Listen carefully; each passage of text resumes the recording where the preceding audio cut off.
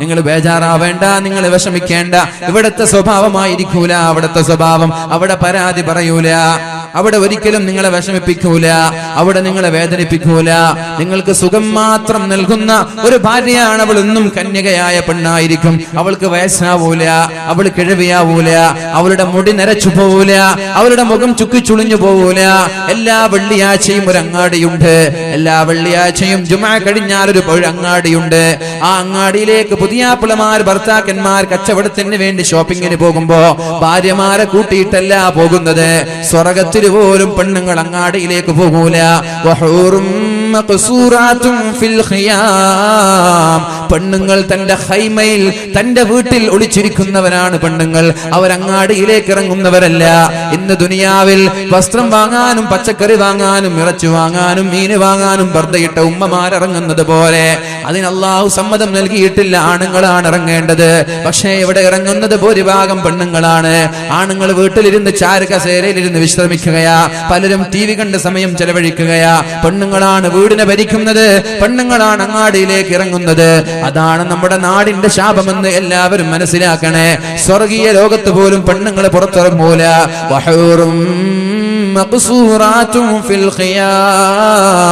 അള്ളാഹുവിന്റെ സ്വർഗീയ ലോകത്ത് മനോഹരമായ ഹൈമകളിൽ, മനോഹരമായ വീടുകളിൽ അവർ മറഞ്ഞു നിന്ന് ഒളിച്ചു നിന്ന് ഭർത്താവിനെ കാത്തിരിക്കുകയാണ്.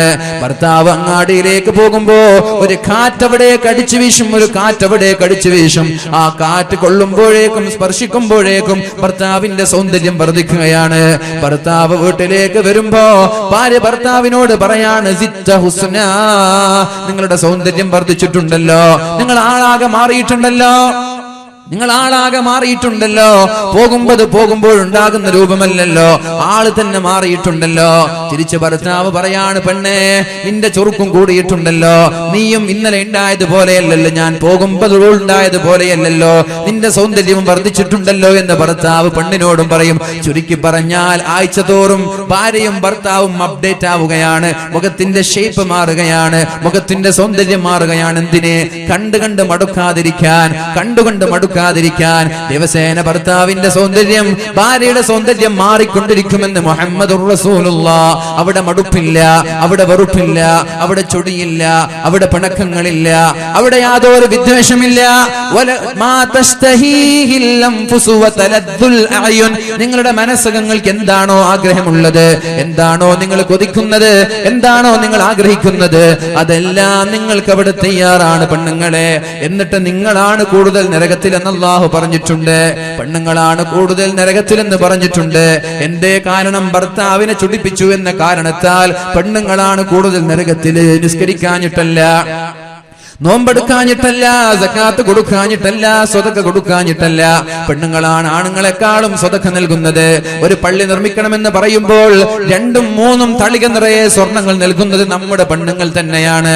നിസ്കാരത്തിൽ യാതൊരു കുറവില്ല, ഇബാദത്തിൽ കുറവില്ല. പിന്നെ എന്തേ പെണ്ണുങ്ങൾ നരകത്തിൽ കിടക്കാൻ കാരണം? നല്ല നിസ്കാരക്കാരാണെങ്കിലും സകാത്ത് കൊടുക്കുന്ന ആളാണെങ്കിലും ഭർത്താവിനോട് വെറുപ്പിക്കുന്ന രീതിയിൽ പെരുമാറുന്നത് കൊണ്ട് പല പെണ്ണുങ്ങളും നരകത്തിലേക്ക് പോകാൻ സാധ്യതയുണ്ട് എന്ന് മുഹമ്മദുർ റസൂലുള്ളാഹ്. ജീവിതത്തിൽ ക്ഷമിക്കാൻ പഠിക്കണേ സഹോദരിമാരെ, ക്ഷമിക്കാൻ സമയം കണ്ടെത്തണേ. എന്തുണ്ടാകുമ്പോഴും അടിച്ചു കയറാതെ, ദേഷ്യപ്പെടാതെ, വാശി പിടിക്കാതെ ഭർത്താക്കന്മാർക്ക് വേണ്ടി എന്ത് ത്യാഗവും സഹിക്കാൻ നിങ്ങൾ തയ്യാറായാൽ നിങ്ങളുടെ ദുനിയാവ് തന്നെ നിങ്ങൾക്ക് സ്വർഗമാണ്, ആഖിറവും സ്വർഗമാണ്. ഇദാ സല്ലത്തിൽ മർഅതു ഖംസഹാ, 5 വക്ത് നിസ്കരിച്ചാൽ, വസാമത്ത് ഷഹ്റഹാ, പരിശുദ്ധ റമളാനിലും മറ്റും നോമ്പെടുത്താൽ, ഖളാ വിട്ടാതെ നോമ്പെടുത്താൽ. പലരും ചോദിക്കുന്ന ചോദ്യമുണ്ട്, 20 വർഷം മുമ്പ് പ്രസവിക്കുമ്പോൾ നഷ്ടപ്പെട്ട നോമ്പ്, എത്ര നോമ്പ് ഖളാ വീട്ടണം ഉസ്താദേ, എത്ര മുദ്ദ് കൊടുക്കണം ഉസ്താദേ? എന്തോ ഒരു ചോദ്യമാണിത്. 330 ദിവസം നിങ്ങൾക്ക് ലഭിച്ചിട്ട് ആ 30 നോമ്പെടുക്കാൻ നിങ്ങൾക്ക് ഇതുവരെ സമയം കിട്ടിയിട്ടില്ലെങ്കിൽ, 20 വർഷമായിട്ട് നോമ്പ് ഖളാ വീട്ടാൻ സമയം കിട്ടിയിട്ടില്ലെങ്കിൽ അള്ളാഹുവിന്റെ കോടതിയിൽ എങ്ങനെയാണ് സമാധാനം പറയുക? 4 കാര്യം ചെയ്താൽ മതി എന്നല്ലേ അള്ളാഹു പറഞ്ഞത്? നബി തങ്ങൾ പറയുന്നത് അള്ളാഹു പറയുന്നത് പോലെ തന്നെയാണല്ലോ. ഇദാ സല്ലത പരിശുദ്ധ റമളാനിൽ നിങ്ങൾ കൃത്യമായി നോമ്പെടുക്കണേ. നഷ്ടപ്പെട്ടു പോയ നോമ്പ് അടുത്ത നോമ്പിന് മുമ്പ് ഖളാ വീട്ടണേ. അത് കഴിഞ്ഞാലോ ഗുഹ്യാവയവങ്ങൾ ഹറാമിൽ പോവാതെ സൂക്ഷിക്കണേ. എന്ന് മുതൽ? നിങ്ങളുടെ പ്രായപൂർത്തി എത്തിയത് മുതൽ തന്നെ സൂക്ഷിക്കണേ. കല്യാണം കഴിഞ്ഞത് മുതലല്ല. പെണ്ണിനൊരു 10-11 വയസ്സാകുമ്പോഴേക്കും പ്രായപൂർത്തി എത്തുന്നുണ്ട്. അപ്പോൾ നിങ്ങൾ സ്കൂളിൽ +2-ലോ +1-ലോ 9-ലോ 8-ലോ പഠിക്കുകയായിരിക്കും. ആ സമയം മുതൽ തന്നെ മറ്റൊരാളെ തൊടാതെ, മറ്റൊരാളെ പ്രണയിക്കാതെ, മറ്റൊരാളെ പ്രേമിക്കാതെ, മറ്റൊരാളോട് വൈകാരികമായി സംസാരിക്കുകയോ ചാറ്റ് ചെയ്യുകയോ ബന്ധപ്പെടുകയോ ചെയ്യാതെ തന്റെ കൈകളെ, തന്റെ ശരീരത്തെ, തന്റെ ഔറത്തിനെ സൂക്ഷിച്ചാൽ അവൾക്ക് അല്ലാഹു സ്വർഗ്ഗം നൽകുമെന്ന് മുഹമ്മദുർ റസൂലുള്ളാഹ്. അതിനിടയനായ ബഹുമാനപ്പെട്ട സയ്യിദ് നമ്മുടെ സഫ്വാൻ തങ്ങൾ നമ്മുടെ വേദിയിലേക്ക് കടന്നു വരികയാണ്. ഇൻഷാ അല്ലാഹ് അല്ലാഹു അദ്ദേഹത്തിന് ആഫിയത്തും ആരോഗ്യവും ദീർഘായുസ്സും നൽകി അനുഗ്രഹിക്കട്ടെ. അദ്ദേഹത്തിന്റെ നേതൃത്വത്തിൽ ഭക്തിനിർഭരമായ പ്രാർത്ഥന ഏതാനും നിമിഷങ്ങൾക്കകം ഇവിടെ തുടങ്ങും. അതുകൊണ്ട് ഇനി ദുആ കഴിയാതെ ഒരാളും പോവരുത്.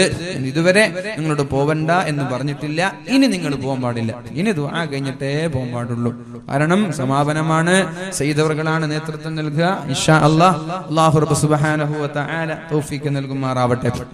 നിന്റെ പെണ്ണുങ്ങളോട് നിങ്ങൾ പ്രായപൂർത്തി എത്തിയത് മുതൽ നിങ്ങളുടെ ഔറത്തിനെ സൂക്ഷിക്കണേ. അന്യപുരുഷന്മാർക്ക് മുമ്പ് സൗന്ദര്യം പ്രദർശിപ്പിച്ച് നടക്കല്ലേ സഹോദരിമാരെ. വയസ്സായ ഉമ്മമാരോട് അല്ലാഹു പറഞ്ഞിട്ടുണ്ട്. യാസീൻ പൂർത്തിയാക്കാൻ കഴിയില്ല. ഞാൻ പൂർത്തിയാക്കാൻ എന്റെ ഉദ്ദേശമില്ല. ഞാൻ യാസീൻ നിങ്ങൾക്കൊന്ന് പരിചയപ്പെടുത്തി തരിക, പിന്നെ അതിലുള്ള പ്രധാനപ്പെട്ട വിഷയങ്ങൾ ചർച്ച ചെയ്യുക എന്നതായിരുന്നു എന്റെ ഉദ്ദേശം. യാസീനിന്റെ വിശാലമായ ക്ലാസ് ഒന്ന് 4 ദിവസം പോയിട്ട് 40 ദിവസം പറഞ്ഞാലും തീരൂല. നിങ്ങൾക്കും അറിയാം, എനിക്കും അറിയാം. അപ്പൊ അതുകൊണ്ട് പൂർത്തീകരിക്കുന്നില്ല. ബന്ധപ്പെട്ട വിഷയങ്ങൾ മാത്രം ചർച്ച ചെയ്യാൻ. എന്റെ പ്രിയപ്പെട്ട സഹോദരികൾ, ഉമ്മമാരെ, നിങ്ങളോട് വയസ്സായ ഉമ്മമാരോട് അല്ലാഹു പറഞ്ഞിട്ടുണ്ട് ഖുർആനിൽ. നിങ്ങൾക്ക് കണ്ടാൽ ആഗ്രഹം തോന്നാതെ, ആളുകൾക്ക് വികാരം തോന്നാത്ത ഉമ്മമാരാണെങ്കിൽ നിങ്ങൾക്ക് അത്യാവശ്യ ഘട്ടങ്ങളിൽ മുഖം വെളിവാക്കുന്നതിൽ കുഴപ്പമില്ല.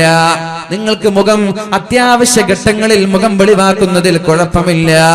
എന്നാൽ ഇന്നത്തെ അവസ്ഥ എന്താണെന്ന് ആലോചിക്കണേ. ആ ഉമ്മമാർ മാത്രമാണ് മുഖം മറച്ച് നടക്കുന്നത്. അതിന് പിന്നിലും ഒരു രഹസ്യമുണ്ട്. എന്റെ ചുക്കിച്ചുളിഞ്ഞ മുഖം നാട്ടുകാർ കാണണ്ട, ഷോപ്പിലുള്ള ആളുകൾ കാണണ്ട, കുടുംബക്കാർ കാണണ്ട, എനിക്ക് വയസ്സായത് തിരിയണ്ട. അപ്പോൾ എന്ത് ചെയ്യും അവർ? ആ ചുക്കിച്ചുളിഞ്ഞ മുഖം കാണാതിരിക്കാൻ വേണ്ടി മുഖം മറച്ചു നടക്കുന്നു പല വയസ്സായ ഉമ്മമാർ. എന്നാൽ നിർബന്ധമായും മുഖം മറച്ചു നടക്കണേ എന്ന് പറഞ്ഞ നമ്മുടെ പെൺകുട്ടികളെ എന്താണ് അവരുടെ അവസ്ഥ? ഈ പരിശുദ്ധമായ റമദാനിൽ പോലും ഒന്ന് ഔറത്ത് മറക്കാൻ തയ്യാറാവുന്നുണ്ടോ? അകത്ത് ധരിക്കുന്നത് സ്കിൻ ഫിറ്റ് ജീനാണ്. അതിന്റെ മുകളിൽ ടോപ്പായിട്ടൊരു ടീഷർട്ട് ഉണ്ട്. അതിന്റെ മുകളിൽ ഒരു പർദ്ദയുടെ 1ാമത്തെ ബട്ടന് മാത്രമേ അവർ ധരിക്കുന്നുള്ളൂ. മറ്റുള്ള പർദ്ദ ഇങ്ങനെ തുറന്ന് നടക്കുകയാണ്. എന്തിനാണ് പെണ്ണെ? ആരെ തോൽപ്പിക്കാനാണിത്? ആരെ പറ്റിക്കാനാണിത്? ആരെ ബോധിപ്പിക്കാനാണ് ഈ ആഭാസം നീ കാട്ടിക്കൂട്ടുന്നത്? നിനക്കെന്തേ മുഖം മറച്ച് നടന്നാലെന്താ? എന്തേ ഔറത്ത് മറച്ച് നടന്നാലെന്താ? അത്യാവശ്യ ഘട്ടങ്ങളിൽ മാത്രമാണ് പെണ്ണ് പുറത്തിറങ്ങേണ്ടത്. പള്ളിക്ക് പോവാൻ പാടില്ല എന്ന് പറഞ്ഞത് വെറുതെയല്ല. ഫിത്നയുണ്ടാവരുത് എന്ന് വിചാരിച്ചത് കൊണ്ടാണ്. അങ്ങാടിയിലേക്ക് ഏതായാലും പോവാൻ പാടില്ല. അത്യാവശ്യ ഘട്ടങ്ങളിൽ വീട്ടിൽ ആണുങ്ങളില്ലാത്ത സാഹചര്യങ്ങളിൽ പോവേണ്ടി വരും. അവരെ ഞാൻ കുറ്റപ്പെടുത്തുന്നില്ല. അങ്ങനെ അവര് പോവേണ്ടി വരുമ്പോൾ അവര് വരെ മുഖം മറച്ചിട്ടിറങ്ങിയാൽ ഇവിടെ നമ്പറുകൾ കൈമാറാൻ നമ്മുടെ ചെറുപ്പക്കാർ തയ്യാറാവുമോ? നിന്റെ മുഖം കാണുമ്പോഴല്ലേ നിന്നോട് ജനങ്ങൾക്ക് വികാരം തോന്നുന്നത്, ജനങ്ങൾക്ക് ആകൃഷ്ടരാവുന്നത്, ജനങ്ങൾക്ക് താല്പര്യം തോന്നുന്നത്. അപ്പോഴല്ലേ ഈ നമ്പറുകൾ കൈമാറുന്നത്, അപ്പോഴല്ലേ പ്രേമിക്കണമെന്ന് തോന്നുന്നത്. ആ ഹറാമായ വ്യഭിചാരങ്ങൾ നടക്കുമ്പോ പൂർണ്ണമായ ഉത്തരവാദി ഔറത്ത് വെളിവാക്കി നടന്ന പെണ്ണ് തന്നെയാണ്. പെണ്ണിന്റെ ഹറാമ് കണ്ടാൽ, ഒരു മുഖം കണ്ടാൽ വരെ നോമ്പ് ബാത്തിലാകുമെന്നാണ് മഹാനായ ഗസാലി ഇമാം പറഞ്ഞത്. കണ്ണുകൊണ്ടൊരു ഹറാമ് കണ്ടാൽ അങ്ങാടിയിലേക്ക് പച്ചക്കറിയോ ഫ്രൂട്ട്സോ വാങ്ങാൻ പോയ ഒരു സഹോദരൻ ഒരു പെണ്ണിനെ കാണുകയും ആ പെണ്ണിന്റെ സൗന്ദര്യം കണ്ട് 2ാമതും 3ാമതും നോക്കുകയും ചെയ്താൽ, ശരീരം നിയന്ത്രിക്കാൻ കഴിയാതെ നോക്കിപ്പോവുകയും ചെയ്താൽ അവന്റെ നോമ്പ് ബാത്തിലാകുമെന്നാണ് മഹാന്മാര് പഠിപ്പിക്കുന്നത്. അവന്റെ നോമ്പ് ബാത്തിലാവാൻ കാരണം മുഖം മറക്കാതെ ടൗണിലേക്ക് പോയ, അങ്ങാടിയിലേക്ക് പോയ പെണ്ണാണ്. അപ്പൊ നിന്റെ നോമ്പും ബാത്തിലാകും സഹോദരി. അതുകൊണ്ട് മുഖം മറക്കാതെ, ഔറത്ത് മറക്കാതെ പുറത്തിറങ്ങല്ലേ സഹോദര. ഒരു സെക്കൻഡ് ഔറത്ത് വെളിവായത് കാരണത്താലാണ് ആദം നബിയെ സ്വർഗത്തിൽ നിന്ന് ഭൂമിയിലേക്ക് പറഞ്ഞയച്ചത്. ഒരു സെക്കൻഡ് മഹാനായ ആദം നബി അലൈഹിസ്സലാമിനോട് നിങ്ങൾക്ക് വേറെ പരിപാടി ഉണ്ടോ? فوسوس لهما الشيطان ليبدي لهما ما بري عنهما من سوآتهما وقال ما نهاكما ربكما عن هذه الشجرة إلا أن تكونا ملكين أو تكونا من الخالدين وقاسمهما إني لكما لمن الناصحين ഞാൻ നിങ്ങൾക്ക് ഏറ്റവും നല്ല ഉപദേശമാണ് നൽകുന്നത് ആ മരത്തിൽ നിന്ന് ഭക്ഷിച്ചോ എന്ന് പിശാച് ആദം നബിയോട് പറഞ്ഞപ്പോ ഫദല്ലാഹുമാ ബിഗുറൂർ ഫലമ്മാ ദാഖാ الشجرة بدت لهما سوآتهما وطفقا يخصفان عليهما من ورق الجنة ആ മരത്തിൽ നിന്ന് കഴിച്ചപ്പോഴേക്കും രണ്ടുപേരുടെയും ഔറത്ത് വെളിവായി وبدت لهما سوآتهما وطفقا يخصفان عليهما من ورق الجنة ഔറത്ത് വെളിവായപ്പോഴേക്കും ഒരു മരത്തിന്റെ ഇല പറിച്ചെടുത്തവർ ഔറത്ത് മറച്ചു. പക്ഷേ അപ്പോഴാണ് അല്ലാഹു വിളിച്ചു പറഞ്ഞത് സ്വർഗത്തിൽ നിന്ന് പോയിക്കോളണം. ഒരു സെക്കൻഡ് ഔറത്ത് വെളിവായി പോയതിന്റെ പേരിലാണ് രണ്ടുപേരെയും അല്ലാഹു ഭൂമിയിലേക്ക് പറഞ്ഞേക്കുന്നതെങ്കിൽ ആ ജീവനാന്ത കാലം ഔറത്ത് വെളിവാക്കി നടക്കുന്ന, മുഖം മറക്കാതെ ഔറത്ത് മറക്കാതെ നടക്കുന്ന പെണ്ണ് എങ്ങനെയാണ് സ്വർഗത്തിലേക്ക് പോകുമെന്ന് നീ വിചാരിക്കുന്നത്? വഹസുനത് ഫർജഹാ, നിന്റെ പ്രായപൂർത്തി എത്തിയത് മുതൽ നിന്റെ ശരീരത്തിലോ നിന്റെ നാവിലോ നിന്റെ കാതിലോ നിന്റെ ചെവിയിലോ നിന്റെ കണ്ണിലോ വ്യഭിചാരം നടക്കാതെ പതിവ്രതയായ സച്ചരിതയായ പെണ്ണായി നീ മാറിയാൽ ഇൻഷാ അല്ലാഹ് അല്ലാഹു നിന്നോട് പറയാൻ പോകുന്ന ഓഫർ എന്താണ്?